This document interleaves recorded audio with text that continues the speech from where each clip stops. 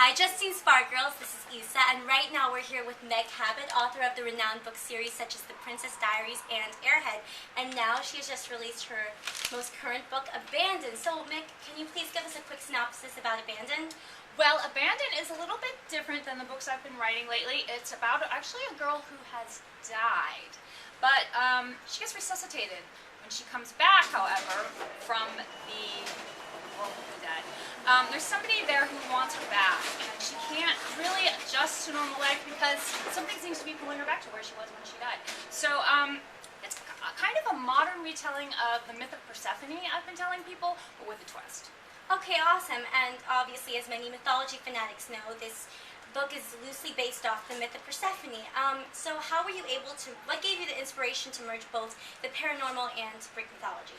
Well, I always really love the myth of Persephone because it's one of the few Greek myths where the female character isn't turned into a tree or an animal. She actually really becomes empowered because she actually becomes queen of the underworld. And I'm not giving away a spoiler because I'm not saying that's what happens in this book, but she kind of feels like an outsider, I thought, Persephone, because she wasn't allowed to be in Olympus by her mom, who is Demeter. She was always forced to stay kind of on the outside of everything, and she was like a really lonely person. And I kind of felt that way when I was a teenager. I really didn't seem to fit in anywhere, which I think really contributed a lot to me being a writer. And then, you know, Persephone's out there not being in Olympus, and this guy comes along who also wasn't allowed to be in Olympus, who was Hades, the lord of the underworld. And that's a little bit what happens in this book. It's about kind of two people who don't really seem to fit in anyway, and they find a connection. So I think that that's something I think a lot of teenagers can kind of understand and sympathize with, because I felt like I was always waiting for somebody who would understand me and to help me find a place where I could fit in. Oh, okay. So basically, just elaborating on that, do you use a lot of your own experiences when not only writing about Abandoned, but with your other teen books? Well, I have never died and been resuscitated and then gone to the underworld. But I really did have a lot of problems when I was a teenager, feeling like I didn't fit in and feeling a little bit like an outsider. I certainly, unfortunately, have never turned out to be a princess, which enjoyed immensely. Well, you get to explore that with writing. writing. But exactly, that's the thing, and that's what I love so much about writing, is that you can use stuff that really happened to you. For instance, in The Princess Diaries, the heroine's mom starts dating one of her teachers, and that really was the inspiration for that book, because my mom started dating one of my teachers, and it was really horrible. So I always kept diaries throughout my whole life. I've always written about things that bugged me, and I've kind of used that part as the real kind of way that I pin down the story, but then I elaborate on it by having kind of made up stuff. Some things I wish would happen, like maybe I wish a guy would come up from the underworld and take me down to be the queen, but no, that never really happened. So these experiences that obviously shaped you as a teen, is that kind of what gravitates you towards writing mostly about teens in most of your books? I guess you could say that. I also think that because I had such a terrible time being a teenager, I guess I'm kind of trying to use it as a cathartic experience to relive it in a way, except not really, because I would never want to go back to that time.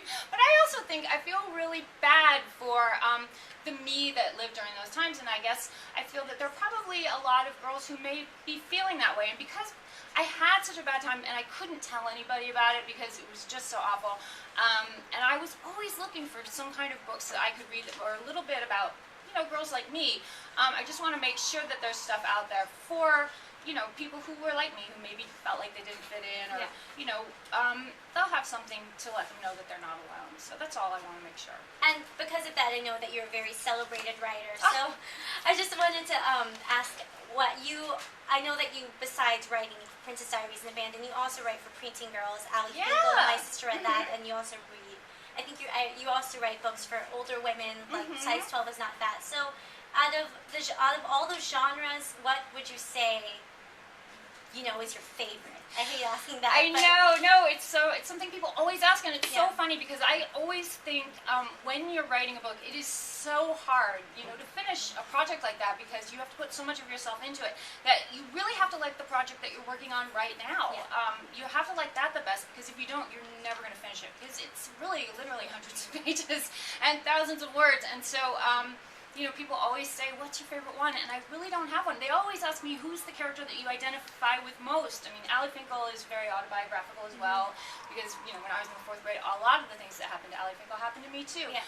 Felt like I didn't fit in, and there were always these dramatic friend fights. But there really isn't one particular character that I identify with most, because all of the characters I write about have a little bit, at least, of me in them. So I really have to say that I love them all, but the ones I always love the best are the ones that I'm writing at the moment. And the book I'm writing at the moment actually is the sequel to Abandoned. So right now I love the sequel to Abandoned, and Pierce is a character I very much identify with, I have to say. So just to close off our interview, to get teens to pick up this awesome book, what is it that you hope that teens will get from reading Abandoned?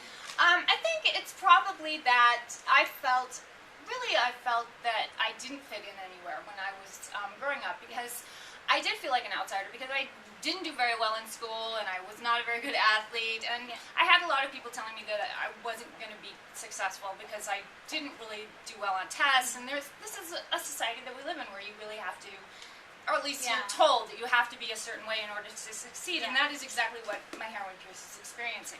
Of course, she also has the problem that she died once, and she has really come back from her near-death experience very different.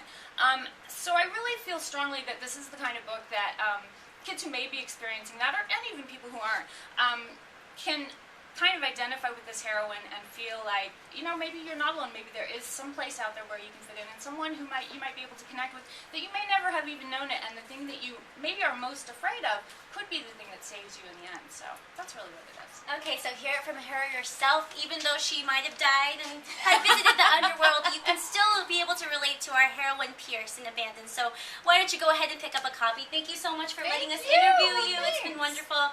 And bye, Justine Sparkles. I'll see you guys later.